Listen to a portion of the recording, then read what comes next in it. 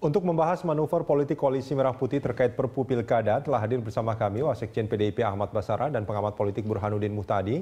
Dan nanti kita juga sambil menunggu Ketua Harian dari Partai Demokrat, Syarif Hasan. Saya ke Mas Burhan dulu. Mas, ini kalau kita melihat apa yang terjadi, ini kan dinamisme politik di KMP ini kayaknya kok cepat sekali berubah. Apa kira-kira yang melatar belakang ini menurut Anda? Ya, dalam soal Perpu saya kira manuver Pak SBY untuk menemui Pak Jokowi sebagai presiden, saya kira membuat gundah gulana beberapa elit partai di KMP karena Partai Demokrat secara politis sekarang memegang peranan kunci di dalam menentukan siapa yang bakal memenangkan pertarungan di DPR. Nah, kalau misalnya Partai Demokrat hengkang, tentu kekuatan partai yang tergabung dalam Koalisi Merah Putih itu total hanya mencapai 46%. Dan itu di bawah magic number 50% bersatu.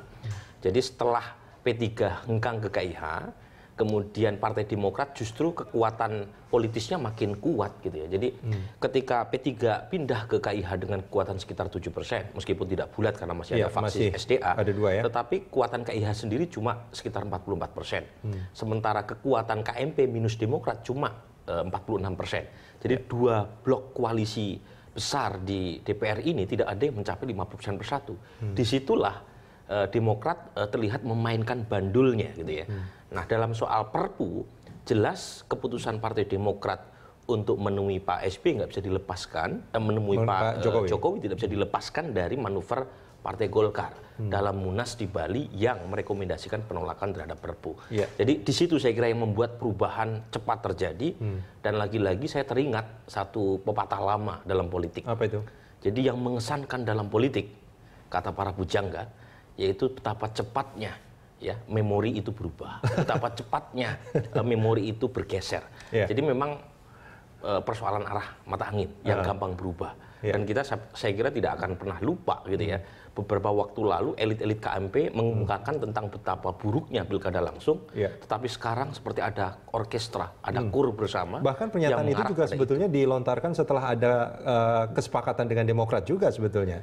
Persis gitu ya. Jadi memang berubah sesuai dengan arah mata angin, dan kita tahu sebenarnya dalam Munas Partai Golkar di Bali, isu penolakan pilkada langsung bagian dari strategi cantik ya Pak Abu Rizal Bakri untuk mendapatkan dukungan dari elit-elit Partai Golkar di tingkat bawah.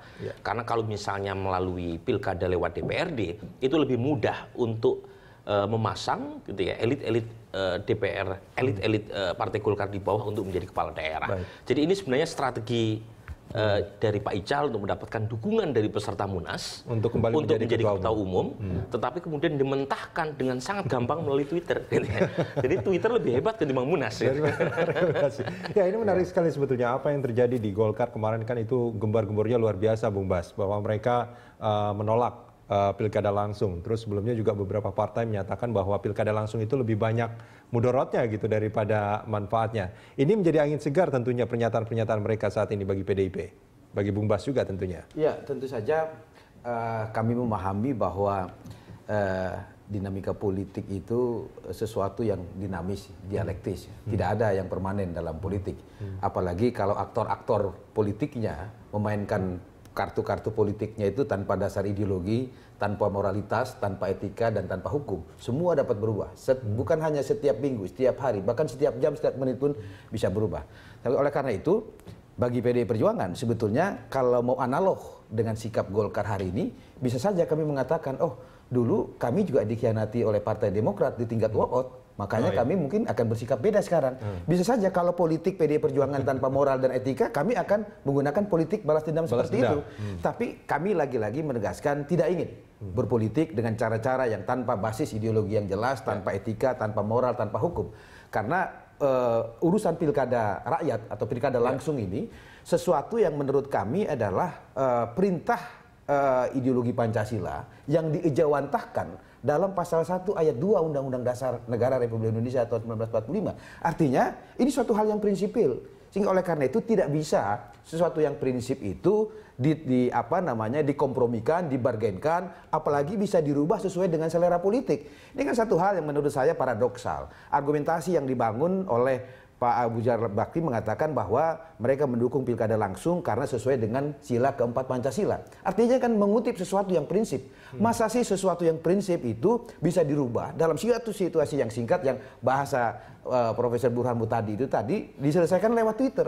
Keputusan Munas organisasi tertinggi, instansi tertinggi organisasi diselesaikan atau dibatalkan lewat Twitter. Ini kan berarti landasan moral, etika, hukum sudah tidak digunakan. Sehingga oleh karena itu bagi PDI Perjuangan kami menyambut baik lah dan menyambut positif prakarsa dan inisiatif yang diambil oleh Pak SBY beberapa waktu yang lalu menemui Presiden Jokowi dalam rangka mengkonsolidasi kepentingan nasional. Saya kira Pak SBY tahu persis ya sebagai Presiden Republik Indonesia 10 tahun bagaimana beban pemerintahan Jokowi untuk melaksanakan pemerintahan supaya efektif dengan tetap berlandaskan pada prinsip Dan pertemuan itu hampir demokrasi. memastikan Perpu Pilkada itu akan digolkan di DPR ya. Ya, saya kira itulah yang kemudian membuat beberapa partai-partai lain berubah sikap hari ini. Nah, tinggal kita tinggal bisa membaca lah mana sikap yang itu berdasarkan nilai-nilai yang prinsipil yang dianut atau hanya sekedar taktis politis belaka. Bung Bas dan Mas Burhan, kita akan sambung ini di segmen berikut.